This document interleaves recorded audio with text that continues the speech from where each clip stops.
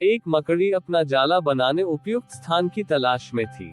वह चाहती थी कि उसका जाला ऐसे स्थान पर हो जहां ढेर सारे कीड़े मकोड़े और मक्खियां आकर फंसे। इस तरह वह मजे से खाते पीते और आराम करते अपना चाहती थी। उसे एक घर के कमरे का कोना पसंद आ गया और वह वहां जाला बनाने की तैयारी करने लगी। उसने जाला बुनना शुरू ही किया था कि वहां से गुजर रही एक बिल्ली उसे देख जोर जोर से हंसने लगी। मकड़ी ने जब बिल्ली से उसके हंसने का कारण पूछा तो बिल्ली बोली, मैं तुम्हारी बेवकूफी पर हंस रही हूँ। तुम्हें दिखाई नहीं पड़ता कि ये स्थान कितना साफ सुथरा है। यहाँ न कीड़े मकोड़े हैं, न ही मक्खियाँ। तुम्हारे जाले में कौन फंसेगा? बिल्ली की बात सुनकर मकड़ी ने कमरे के उस कोने में जाला बनाने का विचार त्याग दिया और दूसरे स्थान की तलाश करने लगी।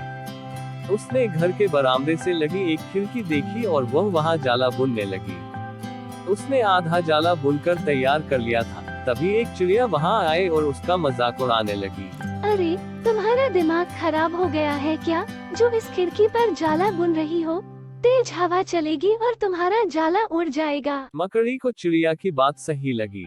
उसने तुरंत खिड़की पर जाला बुनना बंद किया और दूसरा स्थान ढूंढने लगी। ढूंढते ढूंढते उसकी नजर एक पुरानी अलमारी पर पड़ी। उस अलमारी का दरवाजा थोड़ा खुला हुआ था। वह वहां जाकर जाला बुनने लगी। तभी एक कॉकरोच वहां आया और उसे समझाइश देते हुए बोला, इस स्थान पर जाला बनाना व्यर्थ है। यह अलमारी बहुत पुरानी हो चुकी है। कुछ ही दिनों में इसे बेच दिया जाएगा। तुम्हारी सारी मेहनत बेकार चली जाएगी।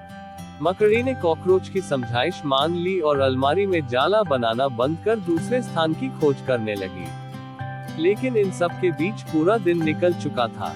वह थक गई थी और भूख प्यास से उसका हाल बेहाल हो चुका था। अब उसमें इतनी हिम्मत नहीं रह गई थी कि वह जाला बना सके। थक हार कर वह एक स्थान पर बैठ गई।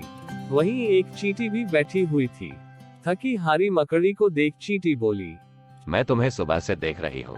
तुम जाला बुनना शुरू करती हो और दूसरों की बातों में आकर उसे अधूरा छोड़ देती हो।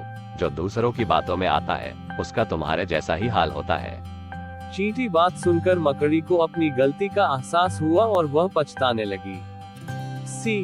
अक्सर ऐसा होता है कि हम नया काम शुरू करते हैं और नकारात्मक मानसिकता के लोग आकर हमें हतोत्साहित करने लगते हैं।